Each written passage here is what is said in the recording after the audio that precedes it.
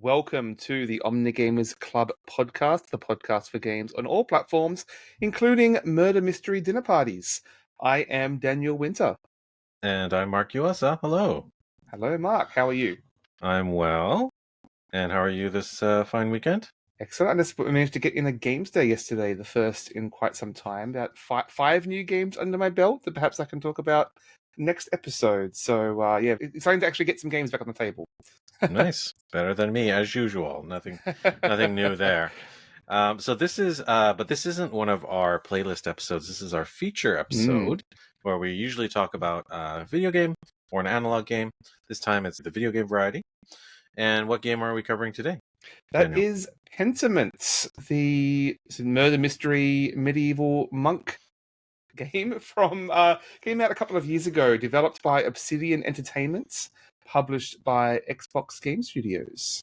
Yeah, that's right. And it might have gotten a little bit of new buzz recently because it expanded to other platforms just earlier in 2024. So other non-Xbox, non-PC platforms in February of last year. And it's by writer and director Josh Sawyer, designer Matthew Loyola, and artist Hannah Kennedy, among a large team of developers and producers. Mind you, I think it started out with just Josh and Hannah, like a two-person team. It was like, I think ended up like 14 people max. Very small team for a video game of this size. Right, and we'll get into it further, but it's a real marriage of narrative and art, history, art history, culture. Yeah, it's a deep well, this Pentiment. So let's dig into what that entails. So I guess I'll start us off with, like, what is this game basically? It's a single player game. It's heavily narrative driven. I think it falls pretty well under the traditional adventure game category. It's got a start and an end. It's got a decent number of puzzles in it, but they're not too hard or whatever. They're more like activities. Mini games. Yeah, and I guess my first question to you is this an RPG?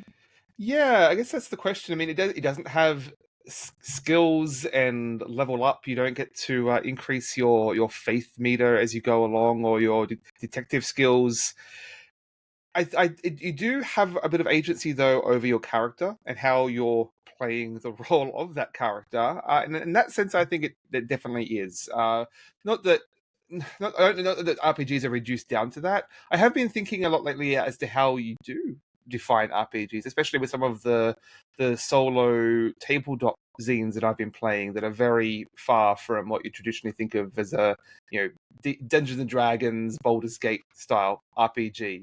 But this is definitely adjacent to that with some of the options you have in how you create your character and flesh them out over the course of the game. This game reminds me a lot of other video game RPGs, like like your D&D based games, your BioWare games, or Mass Effect in particular, where you choose like a character skill for yourself, and that skill specifically gives you a new dialogue option that you wouldn't have had if you didn't choose that skill, for instance. So we're getting a little bit ahead of ourselves, though. So it's just to say that this is an intriguing, unconventional game in a lot of ways, but with a strong pedigree of traditional game design behind it. So this game is set in a fictional Bavarian town in the 16th century, I believe it is. I mistakenly thought it was set during the Crusades because the artwork of it is very reminiscent of the Canterbury Tales, the kind of illuminated manuscripts that I studied in art school. Not very closely, but I remember some.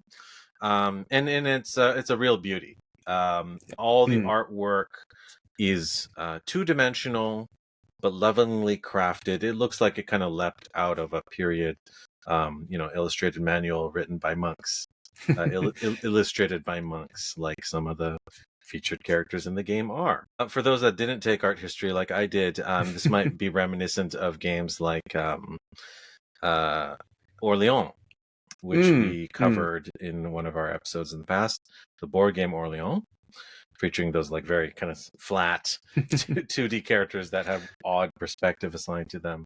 And there was another video game I think that had a kind of art style like this in the recent memory, A but it's couple escaping me. came out about the same time. There was one called Inculati, I think it was Yes, called, and there was at least right. one other one. They all came out around the same period. This wave of illustrated manuscripts that I think those were playing. That was more of a tactics game, I believe, and playing very much with the meme you've probably seen of the weird animals that you see in like the marginalia of these manuscripts, like rabbits with swords and snails with trumpets or people playing music out of their backside and whatnot. So some of the weirder little creations you find in the margins of these manuscripts that are often memeified these days.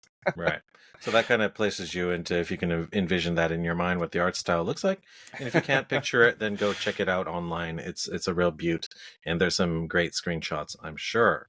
Yeah, I can't speak to the accuracy of not having studied art history myself, or I mean, I've studied history and archaeology, but not this particular period, so I can't really speak to the accuracy there. And it is a very hazy sense of history in where this game is set. I mean, history is happening very far away. This isn't the sort of the Yes. part of history that these games would normally be taking place in. It's not. There's no kings and wars. It's a small town, a remote abbey. Yeah, With it is a small town, but you can tell it's a sort of a crossroads. It's a literal mm, crossroads. mm. There's like in a tavern that people just, pass through, and some people have to stop there before taking a dangerous voyage across the mountains of the Alps, I suppose, in and around Bavaria and Central Europe. And historical things are happening. Like I think they talk about like the Inquisition happening Well, the peasant in. revolts. Right. And Mm. there is a lot of stuff going on. There's Reformation. Mm. So there's religious history as well, on top of political history. They talk about Martin Luther, for instance. That's Yes. a kind of a Yeah. central plot element. So if you have a background in religion, any curiosity about it, like you will have a lot to chew on there. Mm. And even if you don't, a lot of that just sort of forms like a texture on top of what is a kind of intriguing murder mystery, like you said. Yeah, it's all a lot of like background flavor. Like there is talk about the Reformation, and occasionally you might be asked your opinion on that, but it's not really a core to the story and its thrust. It's just adding some flavor to how your character is their thoughts are framing on their views on the world. Right. And how others are impacted by that. So, yeah, should we talk a little bit about the story more broadly? Sure, sure. Yeah, let's do that. I mean, did you finish this game, right? I did. I finished it about a Okay. week ago, but I played it in pretty like quick succession. So I kind of did like one day in-game Interesting. day a night, maybe sometimes two when the story sort of demanded it, when there was like some momentum there. But I finished it in about 2 weeks, and I think that was about 13 hours in Okay. total. Yeah, I haven't quite finished it yet. I'm halfway through the final act. Because I actually started this game a couple of years ago, close to when it came out, and I have been through this phase in the last couple of years and just being struggling with really focusing on games and picking a little bit here, a little bit of this one, a little bit of this one, and not really zeroing in on one game at a time, other than what we're covering for the podcast. So I will say this game does not suit that playstyle. So Yeah. it's only the last couple of weeks that I've really zeroed in and found the momentum and really enjoying it a lot more too. So Yeah, I yeah. totally relate to your point about sort of like dilly-dallying, kind of touching upon games lightly. That's totally my style. As listeners might know of me, I rarely stay with a game and for long. And this podcast is actually a great aid in sticking with a game. It kind of makes me stick with a title to completion, or mostly to completion, and it's kind of good. I need it to Mm. as a motivational device. So, you listeners out there, please feel free to use us as an aid that way as well. But not a long game, Mm. and it definitely has a beginning, middle, and end. It's a tight 3 acts, and it centers around two protagonists. I'm Mm. only gonna mention the first though, because they take up the bulk of the story, and that's a artist from outside of the community, this artificial fictional town of Tassing. His name is Andreas Mahler, and he's from somewhere else in Germany. I forget. Nuremberg. Sure. So Yeah. he's from a larger, more metropolitan Mm. area. He's in a smaller kind of provincial town that has a abbey. And there's a little bit of conflict between the abbey and the peasant folk, and that forms a really central plot point. But Andreas is the typical sort of like outside agent. He's the sort of catalyst because he's from somewhere else. People sort of confide in him and be like, "Oh, you tell us your opinion about this, or you should take care of this because we're at an impasse here," sort Well, of thing. curiously, he's something of a bridge between the various classes and divisions within this town because he's working with the monks and helping to illustrate a particular. He's working on his masterpiece to become literally a master guildsman at the abbey, but he's living with the peasants, like literally in their attic, because he doesn't have the standing of a monk. He's not important enough to like even use the guest house there. So he's bridging both these worlds, and you literally spend the game walking back and forth between the peasant town and the abbey. But having an education, he's able to communicate with both of those levels of Right. society, right? He has some privilege that the day-to-day peasantry do not have.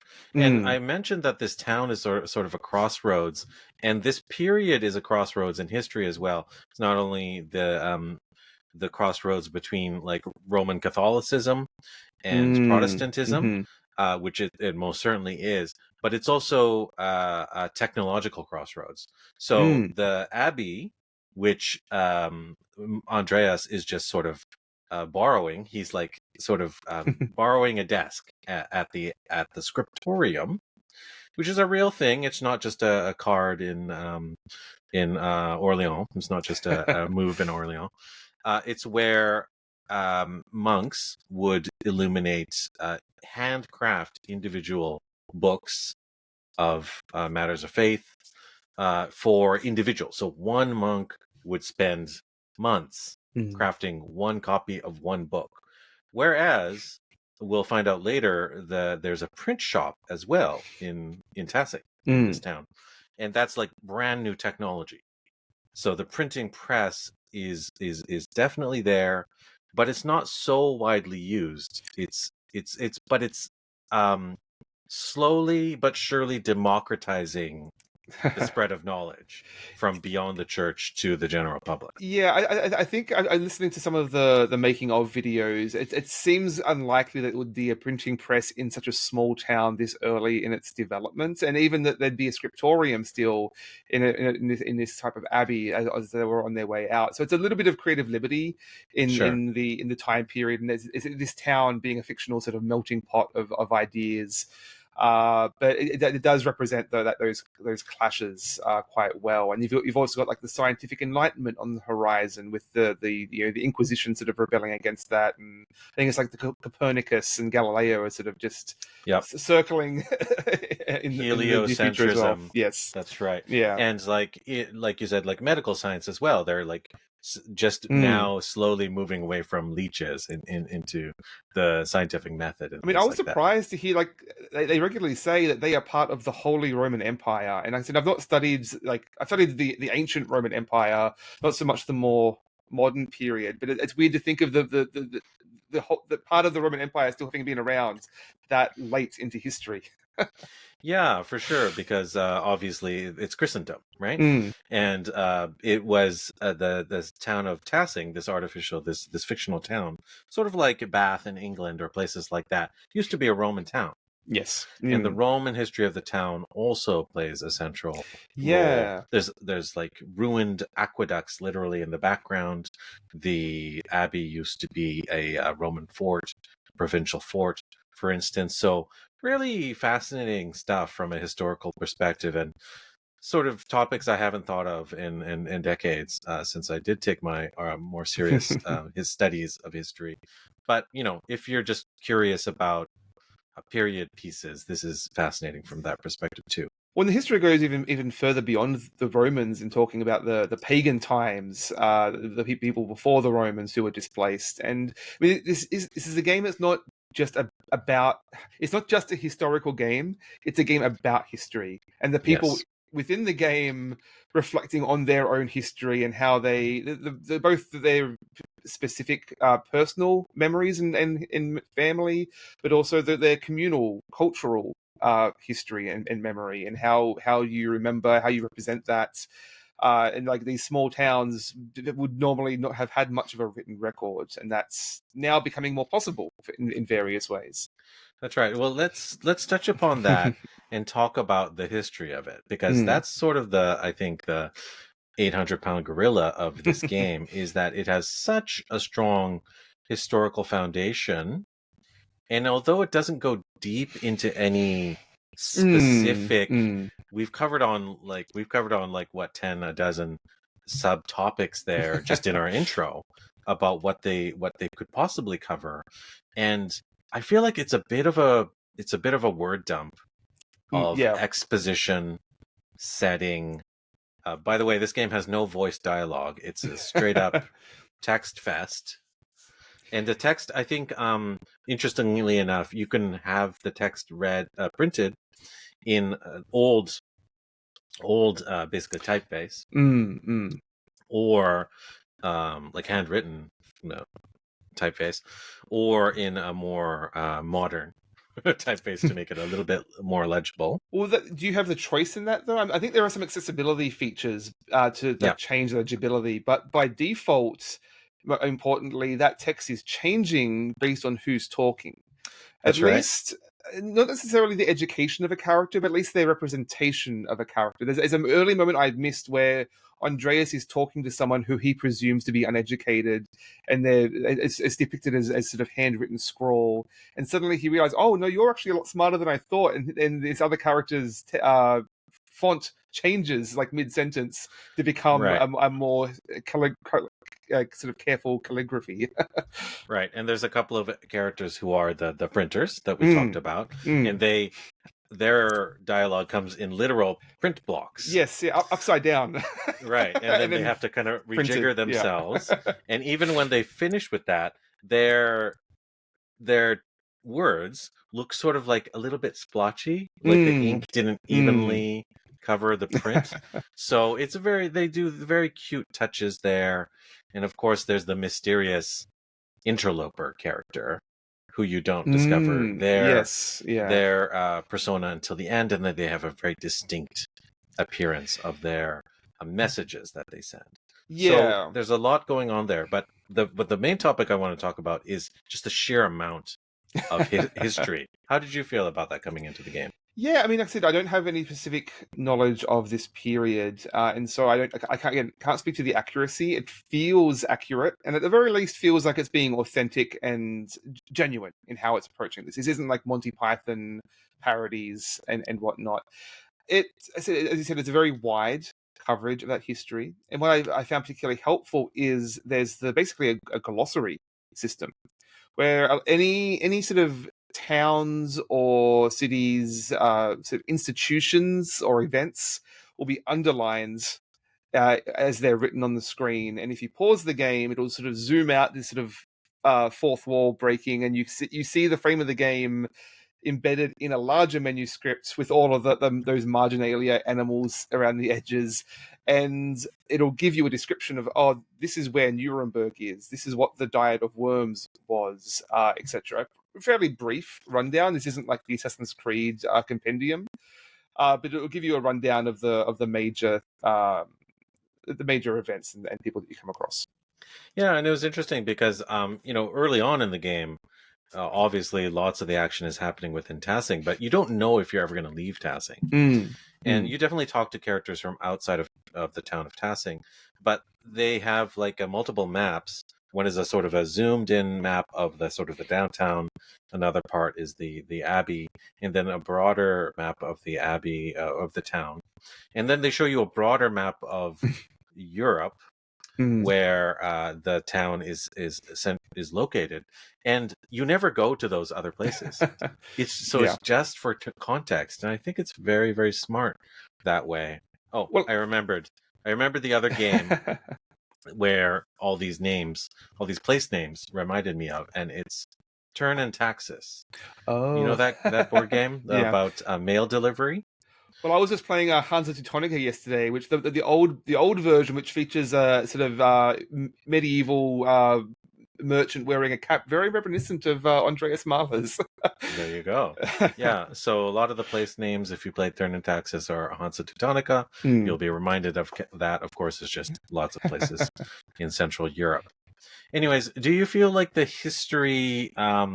So you didn't feel like you needed a historical background to really Yeah, appreciate maybe if the I way the had story went, more of a knowledge, then it would clash more with what I knew to be the truth, right? right? Again, listening to some of those making ofs, I think they have tried to be accurate as possible. They had some cultural consultants come on board to check things, but it's also like there's a certain degree to we don't know what the history was. I mean, the abbey, the monastery of that size certainly would have had history. They had the scriptorium. They were keeping records.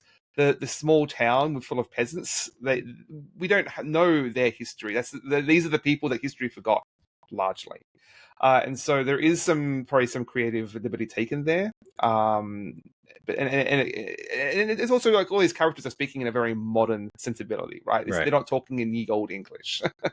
Yeah, and this town of Tassing is sort of like Springfield from The Simpsons, right? Lots of things seem to happen here, but it's just a pastiche, right? This is like an American town, or this is a Bavarian Central European town where basically all of history somehow intersects through this town, even though it's supposedly insignificant. So that's the sort of the lens through which you're seeing this game. Well, the important thing, I think, part of that is also seeing how it changes over time. I mean, mild spoiler here: the game takes place over several decades. And you Yes. see the town shift. You see people die and enter the town, and various changes take place. That really puts into perspective, Yeah. like how little changes and how much can change all at once. Right. Babies grow older, young people get married or don't. Things happen. You see the characters, and it's actually a little hard to follow Yes. all, this cast of 30, 40. Oh, I think they said there's over 100 characters. If you There's a lot. consider the various time periods, yeah. And I mean, it's a gut punch when you first change time periods and like, oh, this person died, this woman died in childbirth, these kids are dead, and it really throws into perspective immediately how hard life was in these times. Right. And even because the characters that are missing, the characters that remain reference them and talk about them and miss them and still love them. So the town folk, all the characters in the Abbey as well, all feel well realized, and believable. Well, at least their motivations are believable. Obviously, their speech and their history and the realism of how they view their situation in life, I can't speak towards because I didn't live in that time. But all of them feel like characters that are interesting in their own right. Well, what I really appreciated that is no group in this game is a monolith. All of them, there's over a dozen monks, and they all have ways of expressing their own personalities. I mean, in this time especially, there were so many reasons for people to join the monastery, both against their will or of their own choosing. So many reasons to do that. Or the peasants and how their diverse range of opinions on how they view their lot in life. Basically, there really is a wide diversity of characters here and how they're living their experience. Right. Even the church, we keep calling it the church, there's basically what they call like a dual monastery. Yeah. So there's like a area where the monk and the monks and the abbot reside in the monastery there, and then there's a nunnery, convent. There's a convent area where nuns and sisters reside, and they sort of have like a parallel relationship, but they don't Yeah. really like intersect. Like they mostly have separate The sisters help out in the library, but systems. they largely have to like not see each other. Right. They Yeah. speak through like a hole Mm. in a door, Mm. for instance, which is a scene that happens early on. And they have their own sort of political divides between them. So it is interesting how nuanced it is.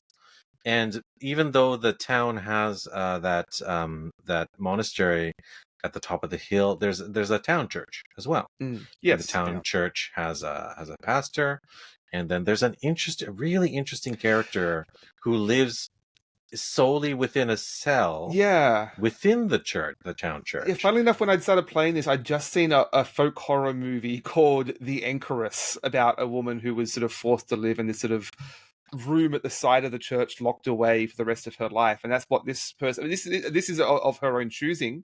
I can't Right. remember her name. Amelie, I think, is her name. That's right. That's But right. yeah, she's an anchorite essentially, and has visions, ostensibly through the eyes of God, that helps you in various ways. But yeah, it's a fascinating portion of history that I wasn't familiar with prior. Yeah, I wasn't familiar with it either, and Mm. and she's a very really fascinating character. Sort of becomes a central plot point here and there because she's sort of there, but people ignore her, but Mm. she's not ignoring what's going on around her. So that's an interesting point there. Yeah, so you see these aspects of basically this 16th century life that you wouldn't consider. And even though I knew a little bit about this time through art history, I didn't know a lot about how peasantry lived. Um, it's feudalism for the most part, Mm. Mm. and I kind of washed it with a really perhaps unfair brush and said, "Oh, these were not very complicated lives. These were, just like kind of like misery and whatever, and serfdom, and you just worked and then you ate and then you worked and then you died." But you realize that these characters have hopes and dreams. Mm-hmm. They have some degree of freedom in their life. They have some degree of choice in their life. They can go this way or that. Characters are fancy each other. They hate each other. They disagree with each other politically. They Mm. disagree about how the direction of the town should be. And there's a lot of life in this small town going on behind the scenes of this murder mystery story. Yeah, I mean, some of my favorite moments were on the edges and the marginalia of these people's lives, and like off the beaten path of the main story. You find so many little quiet moments of stories of these people. I mean, literally last night I came across in the final acts came across a small cabin on the outskirts with two people who I didn't know had a relationship to each other, but are now together in this very sweet, quiet moment. I just found it incredibly touching, to be honest. With these well written characters. So like and the tale like the story literally taking place over decades. Yeah, it's a really incredible depth to the Mm. storytelling here because like you said, it lasts over decades. It lasts over huge epochs in time, and lots of stuff goes down in this town, Yes, yeah. historically speaking. And part of me, some perverse part of my mind said, how would this story be if told through like an HBO miniseries or series, Mm, sort of mm, like Game of Thrones style, right? Like you could literally tell the story of Tassing over mm. 7 seasons or eight We have we have seasons. we have Cadfael, right? I don't know what that is. It's a monk who investigates murders. I believe I haven't actually seen Okay, it. that could be cool. Yeah, so lots of background there. We Mm. covered a lot there, but we didn't really touch upon another aspect of this game, which is the gameplay. This is a murderous mystery. Yes. Mm. How does a master or journeyman artist become an investigator? Funny enough, like Persona, essentially, and solving some of the murders in those games. So you, as Andreas Mahler, as this sort of outside, indifferent. Not what's the word?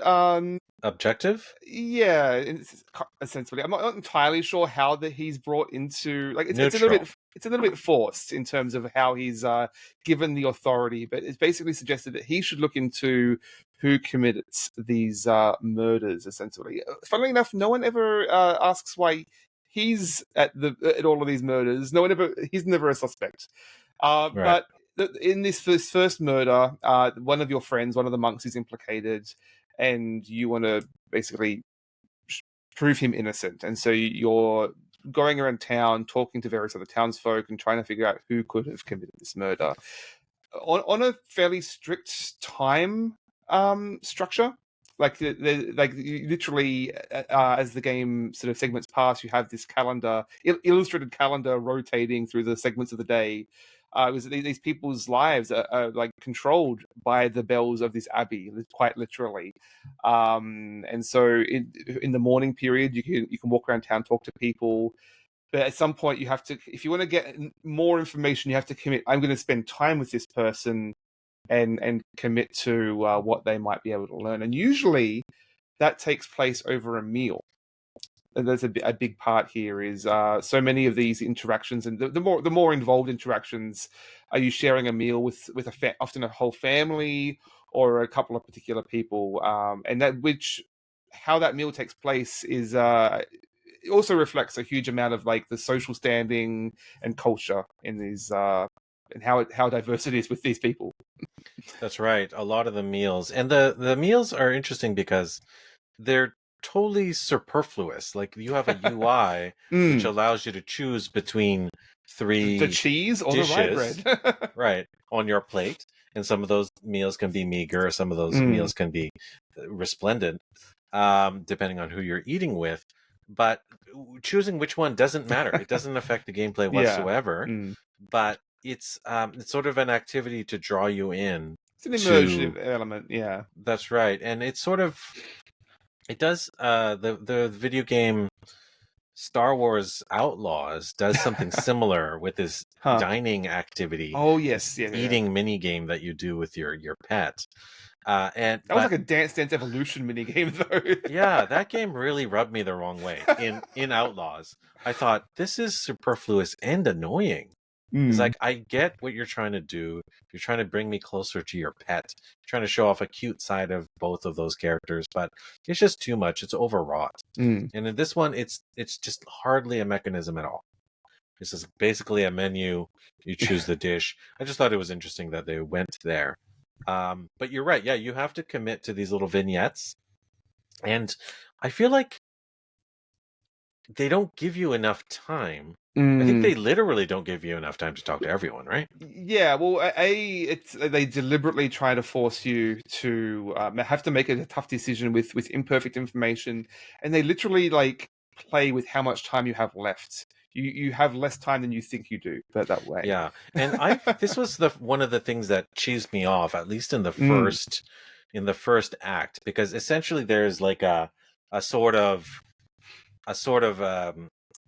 a climax to each act. Yes. And at least at the climax of the first act, you have a kind of an outside sort of official come into town and sort of preside over the murder that has taken place, and you are sort of giving your testimony, Ace Attorney style, in what shook down. But leading up to that point, you knew this was coming, but I felt like I didn't know how much time I had. Yeah, and you don't know exactly how that trial is going to take place. Like, what do you need to present? How much information do you need? How much influence do you have? It's all kept very vague, in a way that it's very frustrating. I mean, this game can be incredibly frustrating in some of its actual gameplay elements, but also sort of immersive at the same time in terms of what information you have to work with and how much power you have in this society. Right.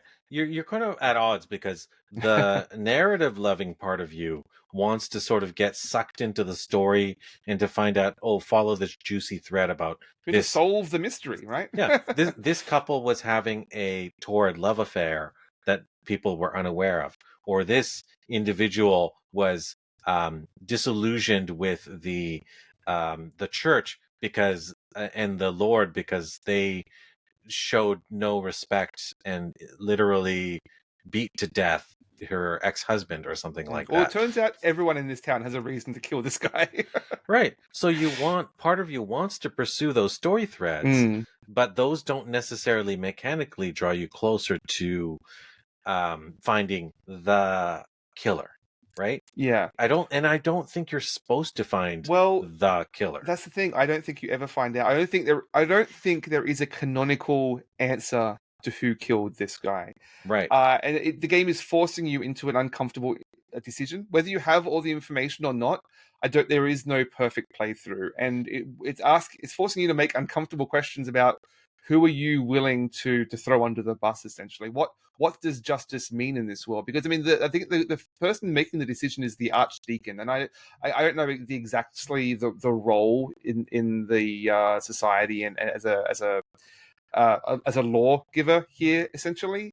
But it's pretty clear that he's incredibly biased because I mean the person who's been charged, this elderly monk, and he's like, how could he have murdered this young like fit guy? And he's like, oh well, sinners are overtaken by the power of the devil and that gives them supernatural powers, obviously.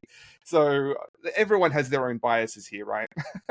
Yeah, so in that sense, it's sort of like playing against what the promise is, right? You were sort of promised that it's a murder mystery, Mm, Sherlock's Holmes style, but you actually can't solve the yeah. murder in any satisfactory way. So, like you said, you do have to kind of accuse someone without all the facts, and that feels necessarily bad. Hmm. You feel bad about essentially committing someone to their death. You're going to piss off some people. And because this game takes place over, unknown to me, decades through the course of the 3 acts, people are going to remember that.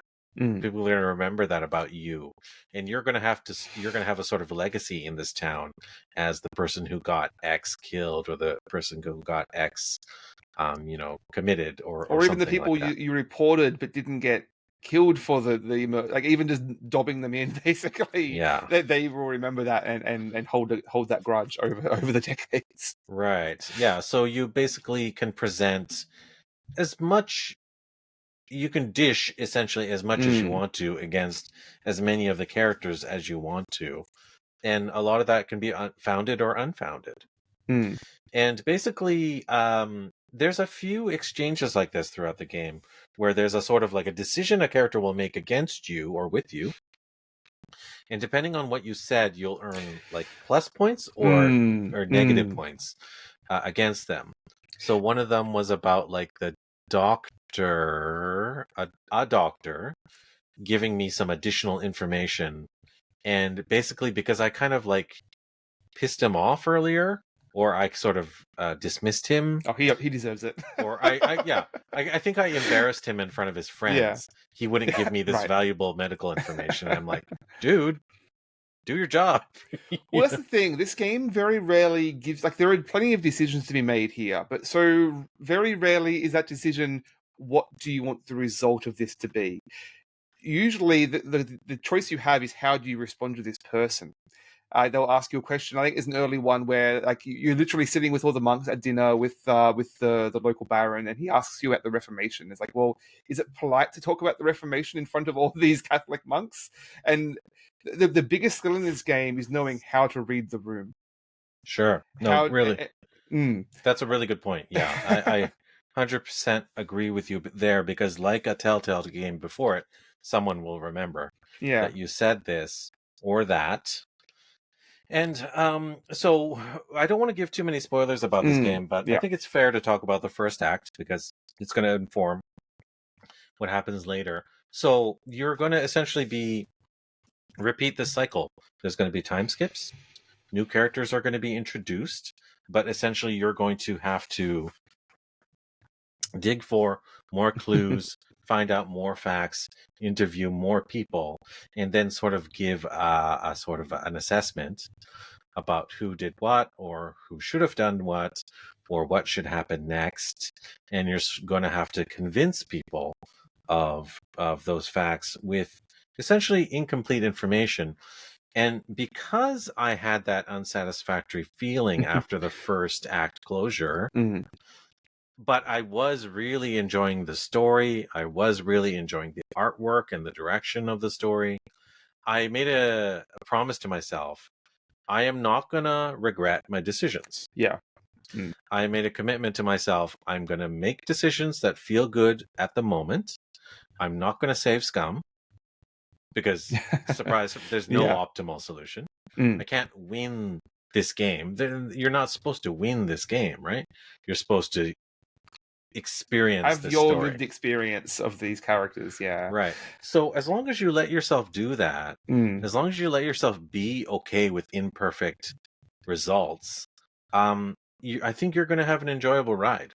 The game doesn't necessarily do a good job of setting those expectations. I mean, we're all used to playing the murder mystery game and nailing the suspect, and Watson tells you what a good job you did, right? Yeah, some games like I don't know, I don't specifically remember, but like Ace Attorney games like Mm. that will give you like a literal like 5 stars or something, Yeah, right? yeah. Like you got this right, you got this right, you got this right, but you got this wrong. Mm. Negative points. But this This game does game, not no. care about gratifying the player at all. I mean, both in both in there not being a correct answer, but also not knowing where to even look. Like you're given some tips largely, but like there is a journal that you can keep track of some information. I don't think the journal is very useful. It's all like diegetic with some of the notes you've taken, but there's a lot of important stuff left out of there as to what you're supposed to be doing and where you should look and who you can talk to at any given time, because people will move around based on the time of day. And so you spend a lot of time just walking around this town, back and forth, talking to the same people repeatedly, seeing if they have new information, and inevitably missing out on something. If you talk to people in the wrong order, you'll have accidentally pissed someone off, and suddenly you're blocked off from a whole line of inquiry.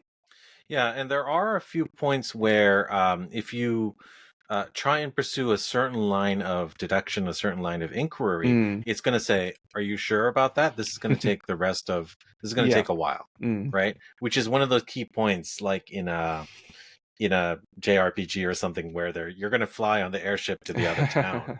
You got to be Point of no okay. return. Yeah. You got to settle. You got to settle all the other business Mm. around you before Mm. you cross that line. So I did appreciate how they did that. Yeah, I agree with you. I didn't leverage the notebook at all. Mm. I did leverage the sort of, there were like waypoints on the map, and I sort of felt conflicted about that because Mm. is certainly not as bad as something like Assassin's Creed. You know, Mm. it's not just a chore fest, but it gives you a literal rundown of who has critical information. Mm. And I don't know how I feel about that. Like I feel like it should have let me explore more, but would I have gotten frustrated if I had to talk to 50 different people to find out the next clue of I what didn't to even proceed? notice those waypoints until the final act, because I just been walking around talking to people, because again those waypoints will give you the key headlines of these are the people you can have lunch with, but in order to set yourself up for those conversations you need other critical information from all these other people around town. So Oh yeah, it's tricky. Yeah. I'm talking about the key conversations. Yeah. I know the meal icons you're talking about, Mm. but there are other waypoints on top of that on the map. Mm. So maybe you missed those. Maybe you weren't It's playing the same inconsistent way with I was. what information is given to you, put it that way. So I just went around and talked to everybody. No, that's cool. That's probably a more natural way to play the game, more But also natural frustrating. narratively. It's very repetitive, just walking around in circles. It is quite slow, even though it's such a small town. Maybe that's why maybe you took a little longer to play this Yeah, game than I did, because yeah. I was probably beelining it to the right people, and I probably missed parts of the story Mm, that were of some interest. So, yeah, so those things are something to consider. I guess it says something that you and I were able to play in a couple of different ways. yeah, yeah. Well, one thing I really struggled with, though, jumping back to a previous point, is just keeping track of all these people. Like I said, there's 100 different people names being dropped every which way, and like this person's son got married to this person's daughter, and now they've got 2 kids, and suddenly it's 20 years later, and you don't know which kid's married which other family. It's this Characters have huge, nicknames. yeah. Yeah. And they do fit into that glossary system where if there's a character named, you can pause it and it will show a picture of that. But I still struggled differentiating. Oh, was this woman that guy's wife or this guy's daughter? Or I needed a relationship family tree to go with that. Yeah, 100%. Ironically, there is a family tree later in the game, but it's after it Mm, matters. okay. So they really should have, I agree, had that maybe in a special edition or something like that earlier on in the game to keep things lined up, because Absolutely. Like the things that happen in the story will have great effects on family lines, and you will have great effects on those families by the decisions that you Mm. make, and those things that occurred in the story will inform the character's motivations. Mm. And the character's motivations are obviously powerful in what drives them to maybe commit some crimes. Well, that's just it. Um, Does it matter? Like everyone had the motivation and the desire to do it. Whether they actually went through the act of doing it, like what does justice mean in this world? I think is the big question it wants to ask you. It's like there is so rarely any justice. Maybe this is your way of getting justice for something else that they did that they'll never see. Right? So it's so tricky. yeah, another thing too is that this game isn't a murder mystery; it's a Mm, murder's mystery, mm, or multiple mysteries, because each act has its sort of primary sort of motivator, has its primary motivation or culmination that it will come to. But why do murders keep happening in these towns? Why do and why these is it always when mysterious Andreas is things in town? exactly? And who is this sort of puppet master character who Mm, seems to be pulling the strings behind everything? And I think that's the thing that is the overarching overarching fact that kept me certainly hooked mm. in this game, is that say what you will about Andreas Mahler, he's not the most sympathetic character, is he? Well, you can play him a variety of ways. You can play him as a very sympathetic character who's like, friends to all of the peasants, or a very pious person who's like very much like very faithfully working with the monks and believes in that work, or someone who's completely irreverent and just doing it for a paycheck, or who's rude at every opportunity. So you do have quite a bit of Right. agency as to how you play him. He can be a bit abrupt and brash in various ways that you don't always have a choice on. And there are some features of his life that you don't get to choose. Like his sort of arranged marriage back home that is sort of looming over him over the course of the game. Right. So actually, one little segue before we cover the Mm, overarching sort of happenings in the town. The character background. This was an mm, aspect that I really, mm. really enjoyed about playing the two protagonists. Let's cover Andreas primarily. Is that you could, at points in the game, you can talk about what you've been doing recently or in the long past, and sort of what brought you to Tassing in the first place, or what brought you back to Tassing, or Where how have you things are been? going. Yeah, how things are going down Mm, in Nuremberg or things like that. And part of the stuff is like you can decide where you studied before. yeah. Like you could be in Spain or Italy or France or the Near East or places like that. And I thought that was really interesting in pulling in threads that would affect the later investigations. I mean, it rarely matters. Like those choices very rarely influence conversations or sort of the mysteries in any key way. Largely, it's there for flavor, and we'll just sort of comment on things or have an additional option when chatting to some of the townsfolk. There are a couple of moments where it's like I think I picked having an interest in the occult, which helped me in one of the suspects who also had some interest in that. But largely, it's just there to. I mean, it's just adding more flavor, and it's very arbitrary. But like you can just follow your own interests largely. Yeah, and I really liked that. I liked Mm. how it gave the character of Andreas more dimensionality to him.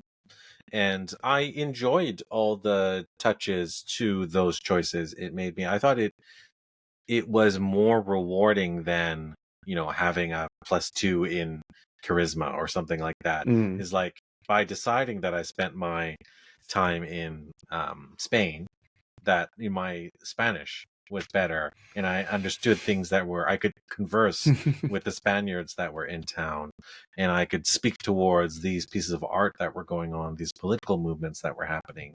And it mattered that I studied naturalism, astrology, and medicine.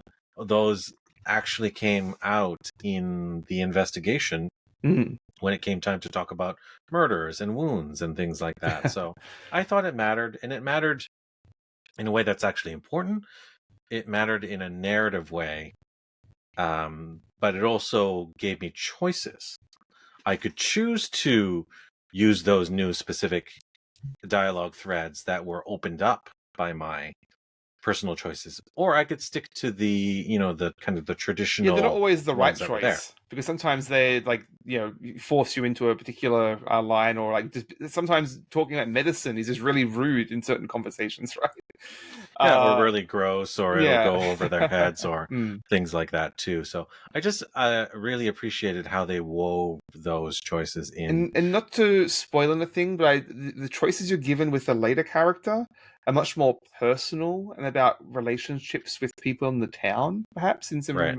in a contrast in a really nice way, I think. And there's sort of Yeah. interpersonal relationships and how you relate to other people.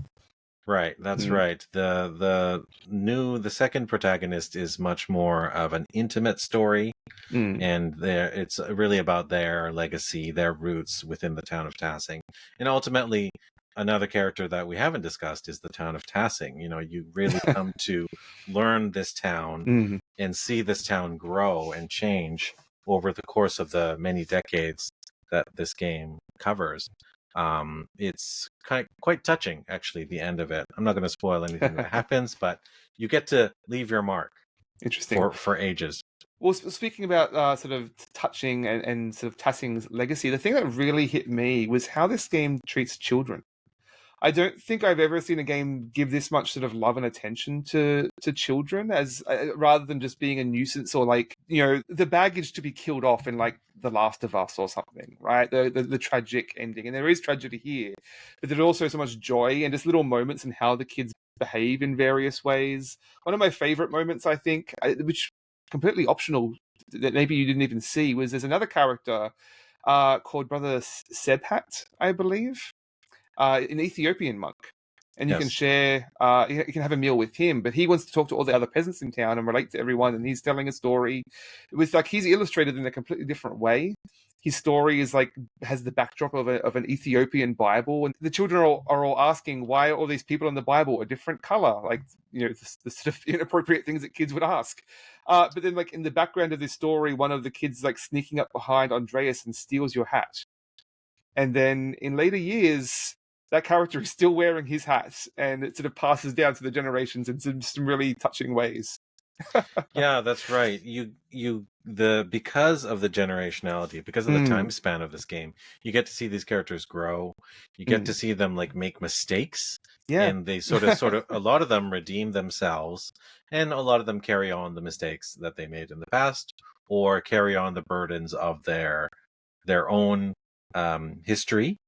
Well, there's someone in the first act who's like the worst person in town, basically, and that if you don't uh, point the finger at them in the murder mystery, suddenly they redeem themselves in this really lovely way, and you're forced to confront like, what if I had them murdered? Like how things would have gone differently.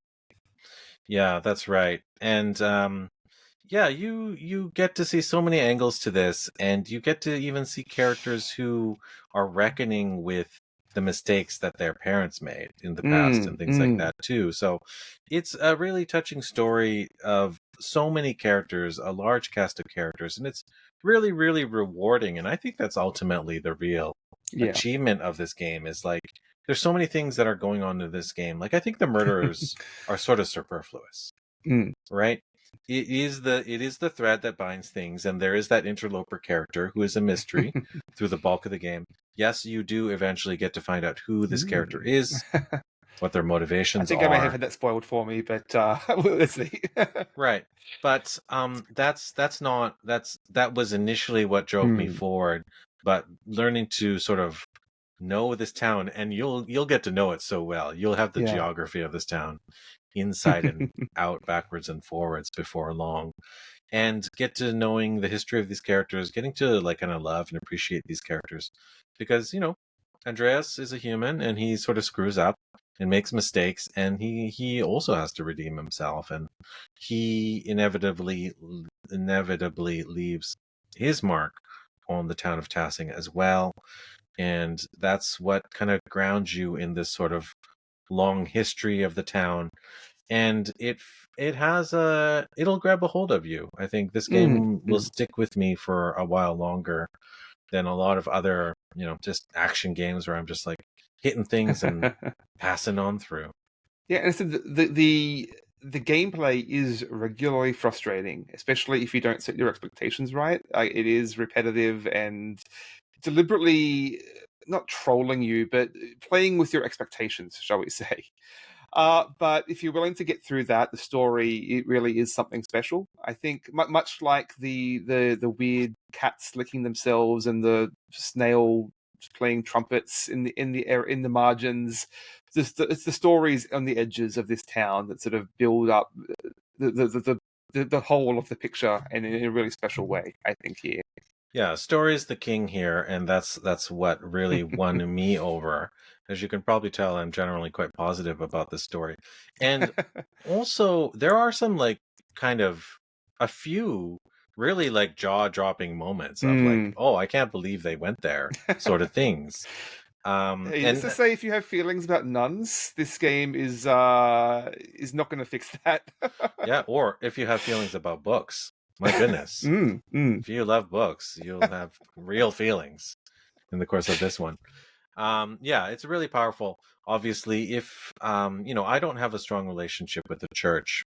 I've studied Yeah, I've studied Christian history a bit, mostly through art history. So I could take it or leave it. So if obviously you have some bad history with it's Christianity, then absolutely fair. it's not going to make you feel good. But it's not just purely against or for. Yes. It has a really nuanced take on faith. Well, that's just it. Like I said, I was brought up Catholic, went to an all boys Catholic school. I was never particularly attached to the faith myself for various reasons. But I do find it fascinating, like the study of theology. I don't have the terminology or framework to fully appreciate some of the depths and nuances in this, but I do appreciate that there is a diversity. And I said there is no monolith to approaching faith in this game. There's just a wonderful range of characters and how they explore those concepts. Yeah, and diversity is interesting as well because you mentioned that this isn't just a story of only, white people doing white people things either. There's the only white Christian people either. There's Jewish characters, there's Ethiopian characters, there's I think vaguely Romani characters as well. The brown skin characters. So there's this game really is at a crossroads. And because like the Western world is really learning at its it's at such a turning point at that moment that it's really fascinating to get a glimpse into that period in time. Absolutely, I'm definitely going to be looking into some history books to explore this period some more. Yeah, it really inspired me to think about that time and to I don't know. There's probably other ways to learn more about it through film, books, other video games, perhaps, In or the board Name of the games. Rose is a book that has come up repeatedly. I've got it on hold at the library right now. Very nice. All right. Do you think we should wrap it up there? Is there any areas Yeah, we have yet to touch upon? no, I think that does it. Let's close the Very book. good. All right. So that was Pentiment, a murder mystery, heavily narrative story. I think it's well worth playing. Give yourself the time to play through it.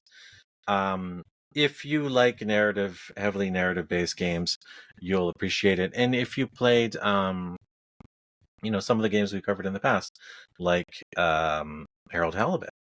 It's right along. It'll really round out an amazing year of year or two of narrative-based games like Harold Halibut, like A Thousand um, Times Resist, which I was just talking about. sure, or even is it Citizen Sleeper, which is another Mm. very interesting choice-based narrative game we covered earlier on in our repertoire. This is a solidly OmniGamers game. Oh yes, yeah. OmniGamers Club game. Yeah. So recommended for me. Please play it. Absolutely. Yep. Okay, very good. Let's leave it there. What is the next game we're going to be covering? It's going to be a tabletop game this time. Yeah, so we're pulling another game off my personal shelf of shame. We're going to be looking at the board game Wildlands. So this is a sort of miniatures tactics combat game from Martin Wallace.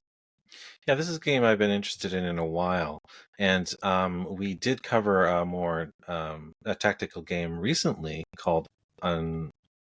Unmatched. I was going to say Undaunted, but that's a different one.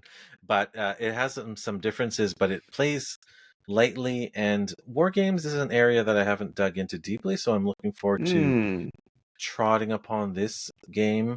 And I like tactics. I like tactics and skirmishes. So Which means hopefully that you can get in and out really quickly. And I read through the rules for this quite some time ago, and it felt like a really same. elegant little rule set that I'm excited to dive into. Yeah, so this is going to be interesting. Go check it out if you can find yourself a copy. And yeah, Daniel, you and I are going to be playing a bunch of Wildlands soon. Excellent. Well, if you have any thoughts on Pentiment or Wildlands or any other game you want to talk about, you can contact us at omnigamersclub@gmail.com or at our website, omnigamers.club. That's right. You can tell us what backgrounds you gave Andreas, who you fingered for the murder in the first act. Dish all the good, juicy news to us in DMs, and we'll be happy to hear it. Yep, and you can find me at Board Game Feast over at Blue Sky and nowhere else anymore. That's right. You can find me at OmniGamerMark on the same place on Blue Sky there, because that's the only place that's not tainted. Last refuge. Yes, and of course, go check us out on YouTube as well. You can find that we put up our video chats there every time we put out an audio episode. If you caught us from there in the first place, go check us out on a podcatcher of your choosing, and check out our back catalog of audio-only episodes as well. Tell a friend also. Lots of games to pull off the shelf there if you, what an excuse to play along. Yes, indeedy. We're going to have to check out soon whether we've reached the infamous episode 100 mark yet, because we sort of changed our numbering system. We split the numbers, and I think we just got to start afresh, basically. We'll figure it out. Yeah. All right. That was another good game under a belt. Well, Daniel, anything else to plug? Here's one thing. TCTC, Terminal City Tabletop Convention, coming up here in Vancouver in March. I think March 15th, 16th, I want to say. Check the website. I'll drop it in the show notes. I'm helping organize that in disclosure as a volunteer. But it's a great time. It's growing quite a lot. We've got a huge event lined up down at the Vancouver Convention Center. Awesome. And I've attended in the past, and I can vouch for the fact that it's a ton of fun. So go check out TCTC, gearing up for the springtime here. All right. Until then, we're going to be talking about Wildland next. Until then, to those out there listening, I hope you all have a balanced diet of gaming. Bye. Goodbye.